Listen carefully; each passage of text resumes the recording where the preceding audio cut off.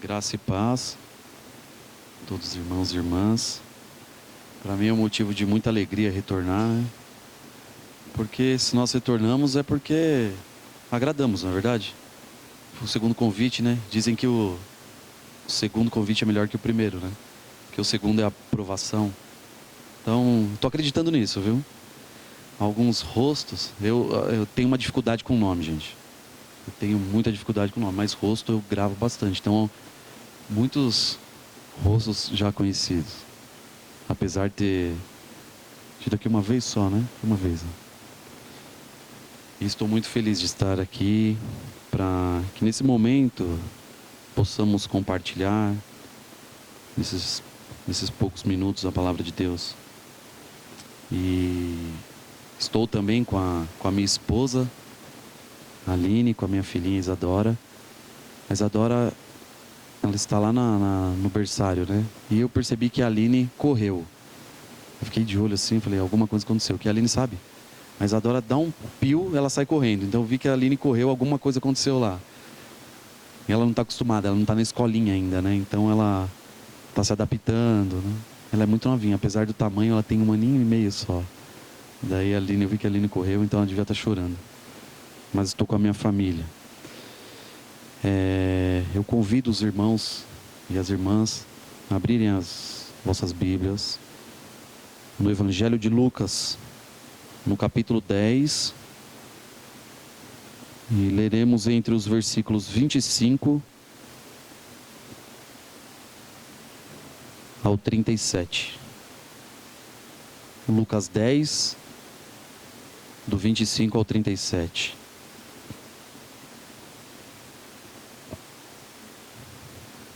Quero agradecer de antemão o convite do pastor Nilson e dos demais pastores e também a igreja. Muito obrigado por esse carinho e, sobretudo, pela confiança de ceder o púlpito. Todos acharam? Todos e todas? Amém. Diz assim a palavra do Senhor. Certa ocasião, um perito na lei levantou-se para pôr Jesus à prova e lhe perguntou: Mestre, o que preciso fazer para herdar a vida eterna? O que está escrito na lei? Respondeu Jesus. Como você a lê? Ele respondeu: Ame o Senhor, o seu Deus, de todo o seu coração, de toda a sua alma, de todas as suas forças e de todo o seu entendimento. E ame o seu próximo como a si mesmo. Disse Jesus: Você respondeu corretamente. Faça isso e viverá. Mas ele, querendo justificar-se, perguntou a Jesus: E quem é o meu próximo? Repetindo esse versículo. Mas ele, querendo justificar-se, perguntou a Jesus: E quem é o meu próximo? Versículo 30. Em resposta, disse Jesus: Um homem descia de Jerusalém para Jericó, quando caiu nas mãos de assaltantes. Estes lhe tiraram as roupas, espancaram-no e se foram, deixando-o quase morto. Aconteceu estar descendo pela mesma estrada um sacerdote. Quando viu o homem, passou pelo outro lado, e assim também um levita. Quando chegou ao lugar e o viu, passou pelo outro lado. Mas um samaritano, estando de viagem, chegou onde se encontrava o homem, e quando o viu, teve piedade dele. Aproximou-se, enfaixou-lhes as feridas, derramando nele vinho e óleo. Depois colocou-o sobre o seu próprio animal, levou-o para a hospedaria e cuidou dele. No dia seguinte, deu 2 denários ao hospedeiro e lhe disse: Cuide dele. Quando eu voltar, lhe pagarei todas as despesas que você tiver. Qual desses 3 você acha que foi o próximo do homem que caiu nas mãos dos assaltantes? Vou repetir esse versículo, que é o versículo 36. Qual destes três você acha que foi o próximo do homem que caiu nas mãos dos assaltantes? Aquele que teve misericórdia, disse o mestre da lei. Respondeu, né? Disse-lhe Jesus: vá e faça o mesmo. Amém? Eu usei, quando estava refletindo nesse texto, e refleti durante, não somente essa semana, mas a semana passada, eu fiquei pensando muito nesse texto, porque o pastor Neilson já havia feito convite há tempo, né? E eu fiquei pensando, meditando, lendo nesse versículo. Procurei alguns autores, alguns comentaristas que já haviam falado desse texto. E ousei, em cima daquilo que aprendi, em cima daquilo que o Senhor me corrigiu, nas minhas falhas, eu pensei num tema para essa mensagem. E o tema, por mais inusitado que seja, eu coloquei assim: quem é o meu próximo? Uma pergunta que pode nos conduzir ao erro. Ou quem é o nosso próximo? Uma pergunta que pode nos conduzir a encontrar, a errar. Parece, se nós olharmos ou analisarmos esse tema, certamente vamos achar que essa pergunta é no mínimo descabida, porque ela faz parte do texto bíblico. Foi perguntado quem é meu próximo. E essa pergunta, ela não apenas nos remete ao contexto veterotestamentário, isto é, do Antigo Testamento, quando a própria lei diz que devemos amar o nosso próximo. Também no contexto neotestamentário, Novo Testamento, quando o próprio Senhor Jesus diz que temos que amar o nosso próximo. Então, pegar essa pergunta e dizer que ela pode nos conduzir ao erro, parece descabido, porque ela é uma pergunta bíblica, não é verdade? Mas vocês vão ver que essa pergunta tem muito a nos dizer, porque Jesus dá uma resposta referente a essa pergunta. E nós, evangélicos e evangélicas, nós fazemos uso dessa pergunta como se essa pergunta fosse algum tipo de dispositivo que, quando acionado, parece que essa pergunta tem algum poder de localizar em meio à multidão de pessoas quem é o nosso próximo. Isto é, essa pergunta já faz parte de nós. Nós vivemos a nossa vida fazendo essa pergunta: quem é o nosso próximo? E a partir dessa pergunta, nós procuramos quem é o nosso próximo. Então ela é como se fosse um dispositivo que acionasse algo e que fizesse a gente pelo menos detectar quem é o nosso próximo. Entretanto, nós, crentes no Senhor, não nos damos conta de que essa pergunta pode nos conduzir ao erro quando não colocada apropriadamente. É uma pergunta que pode ser perigosa se fizermos ela repentinamente, ou só colocada unicamente na nossa vida. E vocês vão entender isso pelo próprio texto bíblico, que ela é uma pergunta que pode se tornar perigosa e nos conduzir ao erro. Não é por acaso que quando lemos os evangelhos, Jesus é recebido ali nos últimos dias de vida dele. Ele é recebido por um grupo de pessoas com os ramos que dizia para ele: hosana às alturas.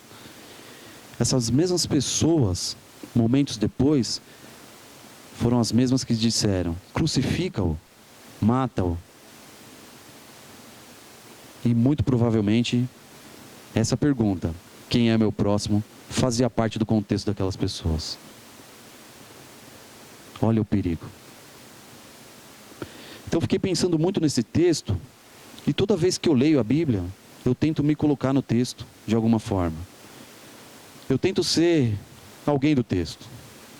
Eu tento me corrigir a partir da leitura. É interessante que o Senhor, Ele fala conosco, conforme a gente vai lendo. E eu percebi no texto os erros que eu tenho. Isso é muito bom, porque Deus corrige aquele que Ele ama. Então também percebo o amor do Senhor quando eu leio o texto, porque o Senhor me corrige. E para entendermos melhor o texto, vamos nos aprofundar no texto. É uma mensagem bem rápida, bem simples. É com um ponto e um contraponto apenas. Mas para entendermos de fato o que significa ser o nosso próximo. Não a partir primeiramente dessa pergunta, quem é o meu próximo, ou quem é o nosso próximo. Mas pela resposta de Jesus, que também é uma pergunta. Então, o contexto que nós lemos diz respeito a uma conversa, um tipo de uma reunião que o Senhor Jesus estava tendo com supostamente algumas pessoas. Tudo indica que Jesus e essas pessoas estavam sentados em algum lugar, talvez uma mesa. Quando de repente o mestre da lei se levanta, por isso que a gente pode inferir que eles estavam sentados. Ele se levanta para tomar a palavra, que era uma prática daquela época, tanto do Império Romano como da cultura grega. As pessoas, quando queriam a palavra, elas se levantavam e o resto ficava sentada para ouvir. Por isso que nós herdamos algo desse contexto. E aí ele se levanta para falar e direciona a sua voz para Jesus. E ele diz para Jesus, ou melhor, ele pergunta para Jesus o seguinte: Senhor, o que eu faço para herdar a vida eterna? É certo que nós sabemos que a salvação não vem pelas obras. A salvação vem do próprio Deus, pela obra dele e não pela nossa. Mas também é certo que as nossas obras mostram a nossa salvação. É uma consequência. As obras, elas nada mais são do que uma consequência da salvação que Deus nos deu. Então por isso que às vezes, para mim, eu vou emitir a minha opinião, quero emitir a minha opinião de uma forma que é bem particular. Por isso que às vezes eu tenho dificuldade de certa pessoa dizer: eu sou salvo, eu sou crente, eu sou evangélico, mas as obras dela não correspondem àquilo que ela diz. Porque justamente a nossa salvação e aquilo que vem consequentemente à nossa salvação é as boas obras. Não é por menos que os primeiros, os discípulos, foram comparados com Cristo. E muitos dizem os pequeninos, Então às vezes eu tenho essa dificuldade de tentar identificar. Não que eu acerte em tudo, mas é que eu não vejo esforço para que as pessoas acertem no que diz respeito à obra. As obras, ao invés de ser obras que demonstrem que elas estão pelo menos tentando fazer obras boas, na verdade você vê o aspecto mal nas obras. E o grande problema é que as obras são apenas a consequência da salvação que Deus nos deu. Então esse mestre da lei pergunta justamente isso daí para Jesus: como eu faço para herdar a vida eterna? Aí Jesus responde para o mestre da lei com duas perguntas. Mas eu vou sintetizar. Jesus diz assim: quando você lê aí a Torá, quando você lê as Escrituras Sagradas, como você a interpreta? Como você a lê? Daí ele entende o que Jesus está querendo dizer e responde para Jesus: olha, lá está escrito: amar a Deus de todo o seu coração, de toda a sua alma, de toda a sua força, de todo o seu entendimento, e o seu próximo como a ti mesmo. Aí Jesus olha para ele e fala assim: nossa, você respondeu corretamente, faça isso e viverá. Jesus está dizendo justamente isso: olha, já que você é salvo, e você ama o Senhor Jesus, que você ama Deus acima de todas as coisas, o seu próximo, faça isso e viverá, porque isso é uma consequência da salvação. Mas Jesus, responde dessa forma porque conhecia aquele que o indagava. Jesus sabia quem estava à frente dele de pé. Sabia que era o religioso com a sua religiosidade o questionando. Jesus sabia que esse religioso era apenas um religioso que não cumpria a lei. Ou melhor, ele tinha dificuldade para cumprir a lei. No entanto, quando Jesus fala, olha, faça isso e viverá, ele não se contém com essa resposta. E aí questiona Jesus, que é o versículo 29. Mas ele, querendo justificar-se, porque Jesus conhecia quem era ele. Jesus sabia que ele dizia que amava a Deus, mas em muitos momentos odiava o próximo. E a própria palavra de Deus diz, olha, aquele que diz amar a Deus, mas odeia o seu próximo, esse é um mentiroso. Um mentiroso. Aí ele, querendo se justificar para Jesus, ele pergunta para Jesus, quem é o meu próximo? E aí começa o que eu quero extrair do texto para trazer para vocês. Mas antes, eu quero mostrar para vocês que essa palavra, quem é meu próximo, ou melhor, essa pergunta, quem é meu próximo, como foi feita pelo mestre da lei, e Jesus sabendo quem é o mestre da lei, essa pergunta, ela apenas faz uma seleção de pessoas, ela seleciona as pessoas. O mestre da lei, a concepção desse mestre da lei é o seguinte, tem um monte de gente aqui, um monte de pessoas aqui, e se eu perguntar, como ele perguntou, quem é meu próximo, ainda que eu encontre meu próximo sentado ali, automaticamente, eu estou fazendo o quê? Com os demais? Excluindo os demais.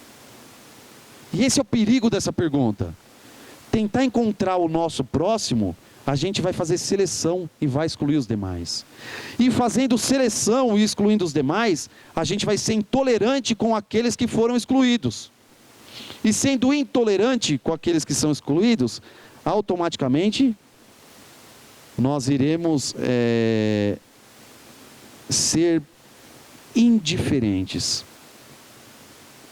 Então, nós selecionamos, somos intolerantes e indiferentes quando nós procuramos o nosso próximo. E supostamente o encontramos. E aqueles que ficaram irão passar o seu sofrimento sozinhos. Quantas vezes na igreja, e eu que veio agora à minha mente, que a pessoa está com o rosto muito feliz, veio todo sorridente para a igreja, mas aquele sorriso apenas demonstra as lutas, as batalhas, as dificuldades que está sofrendo sozinha. E nós, e eu me ponho, logicamente nisso daí, nós olhamos e às vezes nem percebemos esse sorriso como um sorriso de felicidade, tampouco como um sorriso que demonstra sofrimento. Nós, a nossa igreja hoje, no século 21, ela é incapaz de chegar para aquele que está rindo e perguntar, olha, você está precisando de algo? Porque ele está rindo, talvez não esteja precisando. E muitas vezes, aquele que está sofrendo, nós preferimos desviar. E quando eu li esse texto, e comecei a meditar, e sem demagogia nenhuma, eu me identifiquei mais com o mestre da lei. Mas, infelizmente, mais com o mestre da lei. Porque a gente tem oportunidade todos os dias, todos os momentos, todos os minutos, a ajudar alguém. E a gente passa largo. Às vezes desvia o caminho, disfarça. Pensamos que outros que têm mais condições pode ajudar. Deixamos de ajudar. Mas graças a Deus por isso. Não por isso, pelo fato de eu não conseguir ajudar, ou não conseguirmos ajudar. Porque tem Deus para falar, olha, você está errando. Olha, o caminho não é esse. Não tenha a concepção dessa pergunta no seu coração. Não tente procurar o seu próximo como o mestre da lei. Tem algo para você esta manhã. Tem algo para mim e para você. Que pode mudar o curso de nossas vidas. A nossa vida enquanto comunitária, enquanto igreja. Jesus, sabendo quem era o mestre da lei, que representava naquele tempo justamente, vamos colocar assim, para eu não cometer um anacronismo, representava a igreja, porque ele era uma pessoa do templo. Jesus propõe uma parábola. E essa parábola, Jesus vai pegar 4 personagens. Um sacerdote, primeiro é o sacerdote, depois um escriba, ou um levita. O sacerdote e o levita corresponde justamente o mesmo grupo de pessoas do mestre da lei. Cada um tem sua função, mas os três personagens, aquele que pergunta e os 2 da parábola, são pessoas frequentadoras do templo. São os religiosos da época. E Jesus pega uma terceira pessoa, que é o samaritano. O samaritano é o rejeitado. O samaritano é o herege. O samaritano não é justo e nem digno de estar no templo com aquelas pessoas. Ele não pode. Porque aquilo que ele entende de Deus não condiz com aquilo que os demais entendem sobre Deus. O que eu estou querendo dizer é que a teologia desses 3 personagens é uma teologia sacrossanta. Só eles entendem de Deus, mais ninguém. É um fundamentalismo do século 21. Só eles entendem, mais ninguém. Se o pastor Neilson chegar com uma teologia diferente, é rechaçado. Por quê? Porque só a teologia deles é a teologia que vem direto de Deus. Mais nenhuma reflexão. E esse é o povo que o Senhor está lidando. Então, o samaritano é esse contraponto. Para ele, ou melhor, ele não serve para o templo. As palavras que saem da boca dele a respeito de Deus não servem. E aí Jesus vai contar essa parábola. Diz a parábola que um certo homem descia de Jerusalém a Jericó. Esse espaço, esse caminho de Jerusalém para Jericó era 28 quilômetros. E era uma descida, Jericó estava a 1000 metros abaixo de Jerusalém.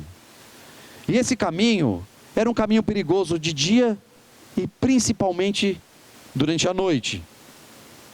Mas ainda era o único caminho. Era o caminho que ainda você tinha uma certa segurança para passar.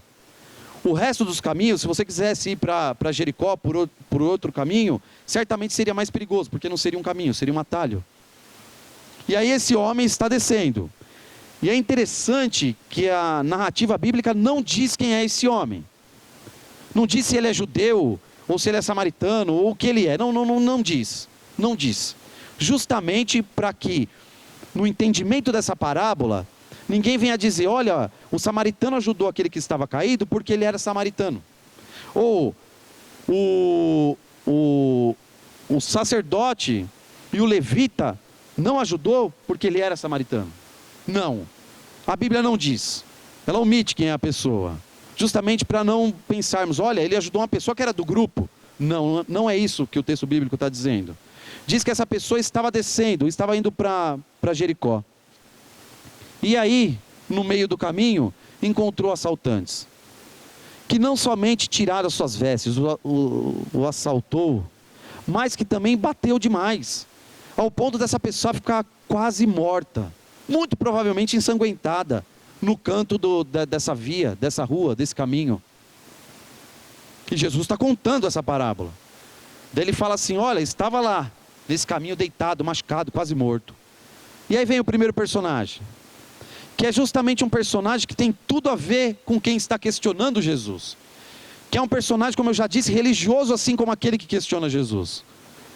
E vem lá o sacerdote, a pessoa mais importante do templo, ou uma das mais importantes do templo.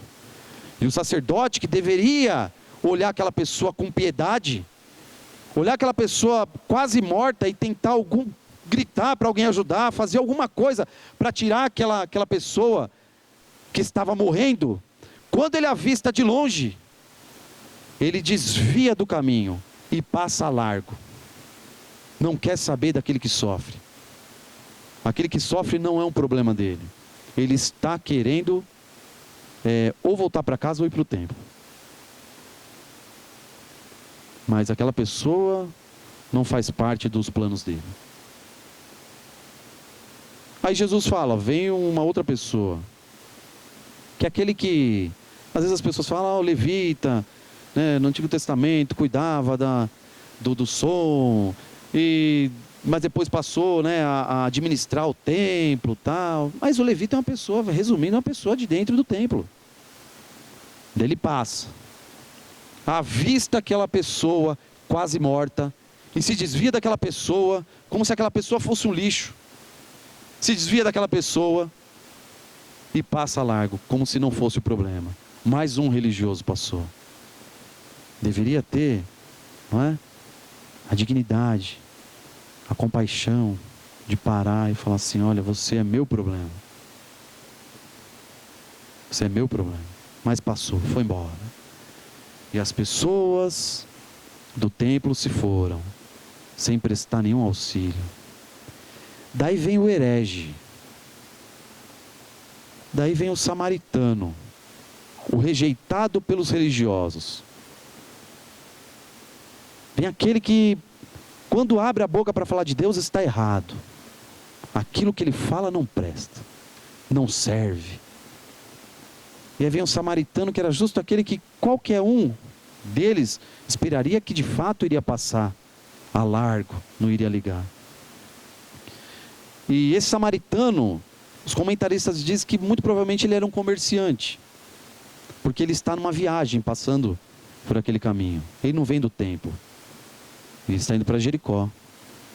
E também mais um indício que ele poderia ser um comerciante é que ele está com um animal, e nesse animal ele está levando carga. Aí ele avista aquele homem sofrendo, e sem pensar duas vezes, sem nenhuma dúvida no coração, ele para prestar auxílio para aquele que estava morrendo, para aquele que estava nu, em condições precárias. E o interessante disso tudo, se a gente meditar no texto, e se os comentaristas que já falaram desse texto estiverem de fato com a razão, se essa pessoa for de fato um comerciante, o perigo era muito maior para ele que para o seu animal, com as coisas que ele iria vender, com os objetos que ele iria vender, do que para a própria pessoa que estava só de roupa e roubar a roupa dela. Mas ele não liga para o perigo. Ele não liga para esse perigo. Ele para e presta auxílio. E diz a palavra que ele passou o vinho, passou o óleo, o azeite, enfaixou lá no local. Então isso me mostra, e mostra para vocês também, que o samaritano demorou naquele local. Não foi assim, eu vou te ajudar, mas vamos logo aí, que alguém pode nos assaltar também, fazer isso comigo também, matar meu animal, roubar, vai lá saber o que eles iriam fazer. Não, ele cuida no local. Ele não teme que aquilo poderia acontecer com ele também. Ele presta os primeiros socorros, de uma forma exemplar, como qualquer cristão e cristã deveria fazer. Ele presta esse auxílio, e no prestar o auxílio, e ver que aquela pessoa deu aquela pequena recuperada, muito provavelmente ele pega essa pessoa no seu braço, e o texto diz que põe em cima do seu animal. Em cima do seu animal. Naquele lugar onde ele veio sentado, agora ele não vai mais sentar. Ele vai deixar para uma pessoa, para um desconhecido que estava morrendo, Você sente? Senta aí no meu lugar. Fique aí. E essa viagem certamente ele fez a pé. Mas ele ajudou. Chegando na hospedaria, e não acaba o cuidado por aí. Chegando na hospedaria, ele passa o restante do dia e a noite nessa hospedaria, cuidando dessa pessoa que estava quase morta. O cuidado não acontece só no caminho, acontece depois do caminho. E ele fica ali cuidando. E tinha uma pessoa nessa hospedaria que alguns comentaristas afirmam que era uma espécie de enfermeiro. Então ele ficou ali com esse enfermeiro, cuidando desse rapaz que estava quase morto. No dia seguinte, mais uma evidência que ele poderia ser um comerciante, ele tinha os afazeres dele. Então ele fala pro dono da hospedagem: olha, o negócio é o seguinte, eu vou deixar essa pessoa aqui, tá? E eu vou voltar. Mas eu vou deixar 2 denários aqui, para você. Pega aqui, 2 denários. Que corresponde, para a época, 2 aluguéis. Ou melhor, 2 meses de aluguel. Para aquela pessoa que estava quase morta ficar lá. E ainda diz assim: olha, eu vou fazer o que eu tenho para fazer e eu vou voltar. Se ainda faltar alguma coisa para eu pagar para você, pode deixar que eu vou pagar. Pode deixar que eu vou pagar. É como se ele dissesse assim: essa pessoa que está aqui é minha e somente minha responsabilidade. Eu vou pagar quando eu voltar.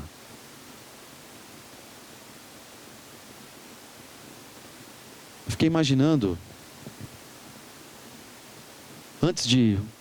daí nós vamos entrar no versículo 36.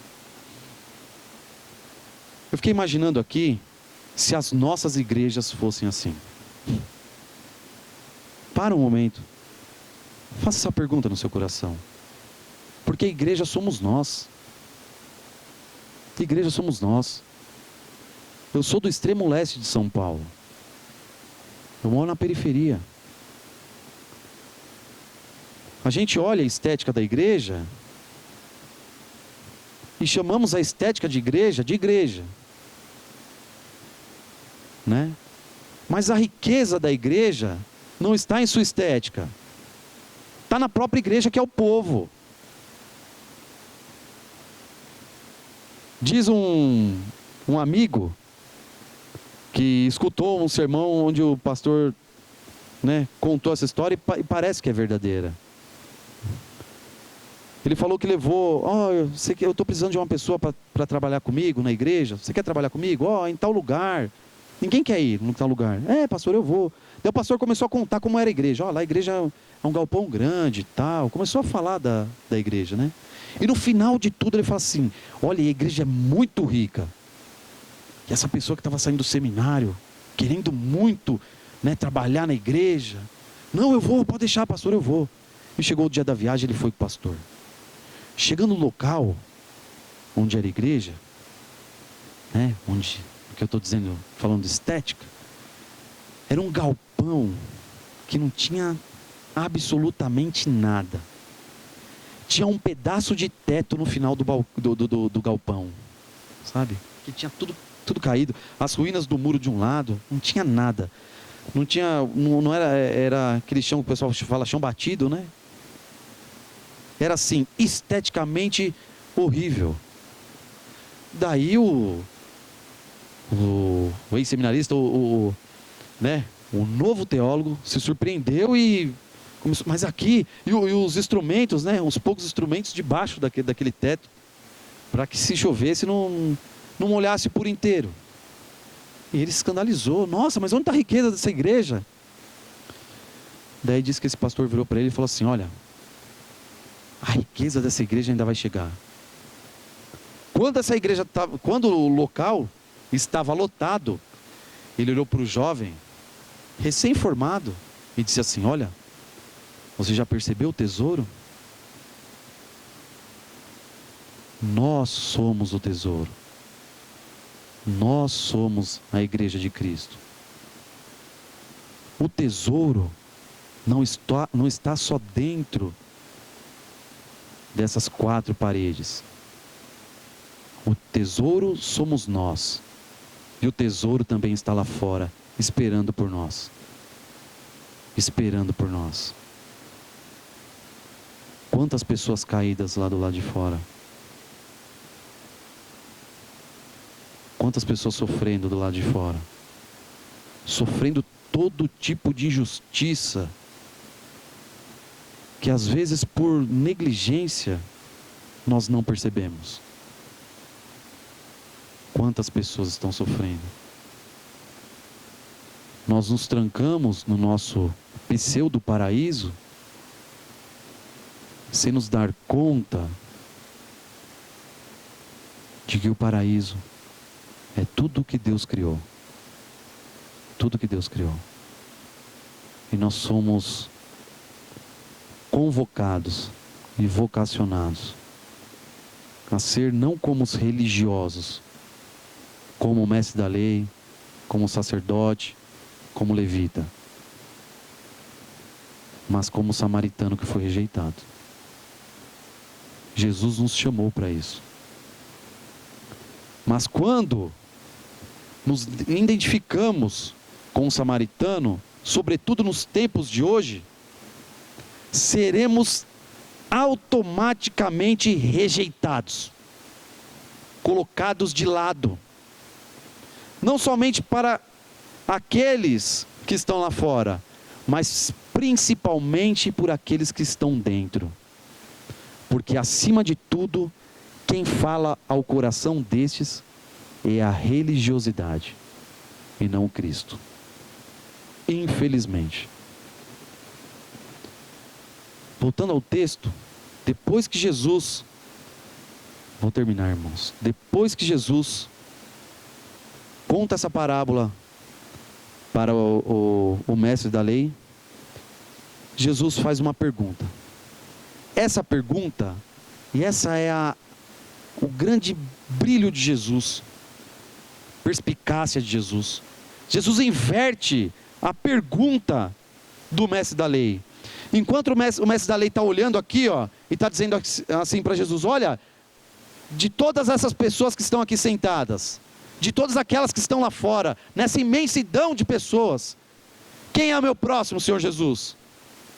Depois de Jesus ter contado a parábola, Jesus fala assim: olha para o mestre da lei e fala assim: olha aqui, dos 3, está lá no versículo 36, dos 3 que passaram na frente do homem caído, quem foi o próximo?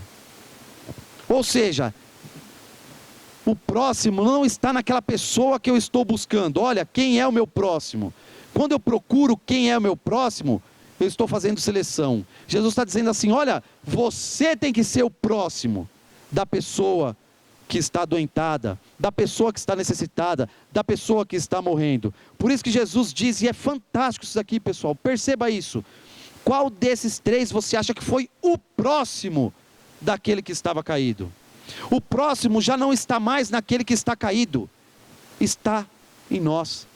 Quando eu já me coloco, quando eu me ponho como próximo, eu não faço seleção de pessoas. Qualquer pessoa, aí sim é o meu próximo. Primeira coisa, por isso que eu falei, essa pergunta pode nos conduzir ao erro, se antes não vier a pergunta de Jesus ao meu coração: eu sou próximo de quem? Quando eu consigo perceber que eu sou próximo de todos e todas que está aqui e lá fora, de todos e todas, aí sim, todos e todas são o meu próximo. Jesus inverte a pergunta, justamente para não ter seleção de pessoas, exclusão de pessoas, para não gerar intolerância, como a gente vê e é triste. Olha, a pessoa não se acendeu profissionalmente porque não quis. Todo mundo tem oportunidade. O sol nasce para todos, para todo mundo, e não quis.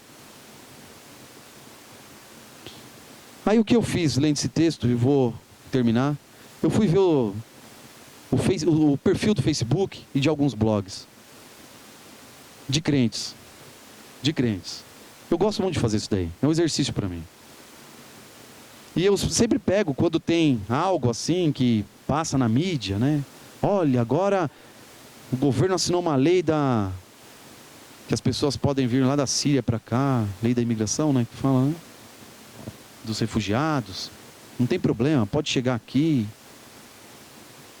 Olha a incoerência da pergunta, já internamente grudada no coração. A pergunta de quem é meu próximo. Olha só. Os crentes antes do pessoal que veio da Síria chegar no Brasil, eles iam até a Síria fazer missões. Eu vou pregar o evangelho. Eu amo esse povo. Ô povo maravilhoso que eu amo. Precisa conhecer Jesus. Deus fez uma coisa perfeita. Você não precisa mais viajar lá para aquele lado. Eles vieram. Aquele tem acreditado, né? Se Maomé não vai até a montanha vem até o Maomé. E agora eles estão reclamando porque esse pessoal chegou. Estão orando, fazendo um monte de coisa e fora. E aí se surpreendam, hein? O que eu vou falar? Xingando. Que é o ato de intolerância. Porque o próximo, na concepção dessas pessoas, é só aquela que ela escolhe. Ó, meu próximo é o senhor. É a sua esposa, né? Ela não é. Entende? Então, enquanto eles estavam escolhendo o pessoal que estava lá na Síria, era o próximo. Agora que as pessoas vieram, se espalharam por vários países, inclusive o Brasil, já não é mais. É um perigo. O islamismo vai crescer e vão matar, vai ter homem-bomba correndo pela rua. Gente, falta amor. Falta amor. Então a mensagem de hoje, ela consiste em identificar, antes do próximo, que nós somos já o próximo de todos e todas. De todos e todas. Sem exceção nenhuma. E para encerrar, e é uma história verídica, uma menina estava vendendo maçã doce na saída de uma estação de trem. E quando esse trem chega no horário de pico, o pessoal sai correndo para pegar o ônibus, porque tem muita pressa de chegar em casa. E aí aquele corre-corre todo. Não sei se vocês já viram isso em algum lugar. Já viram, né? Tem gente que tá dando risada, já viu, acontece. Aí o pessoal sai desesperado para pegar o ônibus, seja lá o que for. E essa menina vendendo maçã doce. Até que esbarraram na maçã doce dela, essa maçã doce caiu pelo chão, sujou, pisaram em cima, quebraram. E um homem que estava do outro lado, viu aquilo, veio até essa menina e começou a recolher algumas maçãs que estavam ainda mais ou menos ali, né? Começou a recolher num cantinho, colocou ali no isoporzinho que ela estava, né? Daí ela falou, eu não posso vender essa maçã, porque essa maçã sujou e mais da metade quebrou tudo. E ela disse assim, a minha mãe vai brigar comigo quando eu chegar, porque eu não vou levar o dinheiro para casa. Aí esse homem olhou para ela e disse assim, não, sua mãe não vai brigar. Sua mãe não vai brigar. Quanto está cada maçã? Daí ela falou, é X. Ele falou, tá bom. Dá o dinheiro de todas as maçãs para você. E quando ele virou para ir embora, essa menina, que era deficiente visual, olhou, né, com os olhos da fé para essa pessoa e disse assim, procurando no meio de tudo aquilo, mas com os olhos da fé, disse assim pro rapaz, olha, é você que é Jesus? E ele volta constrangido com a fé da menina e diz assim, olha, eu não sou Jesus, mas eu aprendi com ele. Que nessa manhã, irmãos e irmãs, nós de fato vamos dar testemunhos de um cristianismo puro. Tem até um livro, né? Puro e simples. Que os nossos atos venham falar quem somos nós? Que as pessoas pelo olho da fé possam olhar para cada um de nós e dizer assim: olha, eu vejo Cristo na sua vida. Você age como Ele agiria. Amém? Eu agradeço a oportunidade e queria orar com vocês nesse momento. Oremos ao Senhor. Senhor Deus eterno Pai, eu agradeço ricamente essa oportunidade que o Senhor nos deu de estarmos reunidos como igreja. E pelo simples fato do Senhor, a todo domingo, a toda quarta, todos os dias, o Senhor nos ensinar um pouquinho mais da Tua Palavra e daquilo que o Senhor requer de cada um de nós. Eu peço ao Senhor que a cada dia o Senhor continue falando aos nossos corações e forjando o nosso caráter com o Seu caráter, Pai. Até que nos tornemos, de fato, semelhantes a Ti, meus Deus. Peço a Ti que o Senhor abençoe cada pessoa que está aqui, cada familiar que está representado nessa igreja. Que o Senhor abençoe os pastores e toda a administração da igreja, sem nenhuma exceção, Pai. E que o Senhor possa contemplar os desejos de cada coração que aqui está, segundo a Tua vontade. Mas que acima de tudo, Pai, possamos ser o próximo de todos e de todas. Amém, Senhor.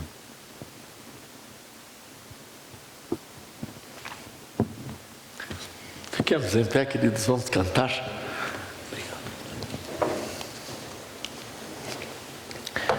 Leva tu contigo o nome de Jesus Salvador. Cantemos.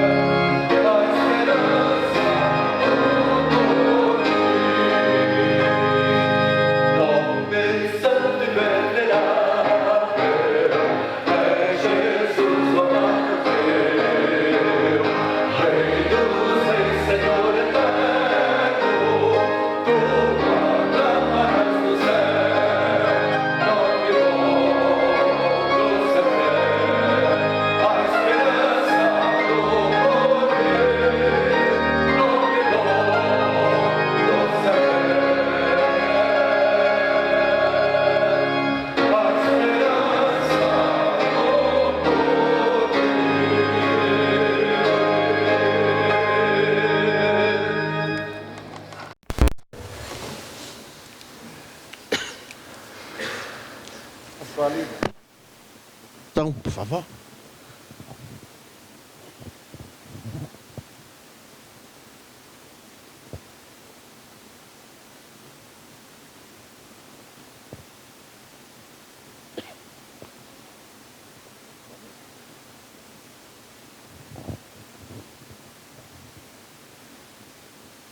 Amado Deus Pai, queremos mais uma vez te render graça, reconhecendo, Pai, suas bênçãos. Obrigado, Pai, pela palavra que foi pregada. Obrigado, Senhor, porque as nossas almas foram edificadas, ó Deus. Graças te damos, Senhor, por essa manhã. E nos colocamos cada dia, Senhor, na sua presença. Que cada dia que o Senhor possa nos fortalecer, para que possamos colocar aquilo que nós ouvimos dia após dia, Pai, na prática. Senhor, abençoe cada alma, cada vida que está aqui presente nessa manhã. Nos leva em paz, ó Deus, e nos conceda, ó Deus Pai, uma tarde de bênção, de descanso na sua presença. Que a graça do nosso Senhor Jesus Cristo, e o amor do nosso Pai e as benditas consolações do Espírito Santo nos acompanhem, hoje e para sempre, no nome de Jesus Cristo. Amém.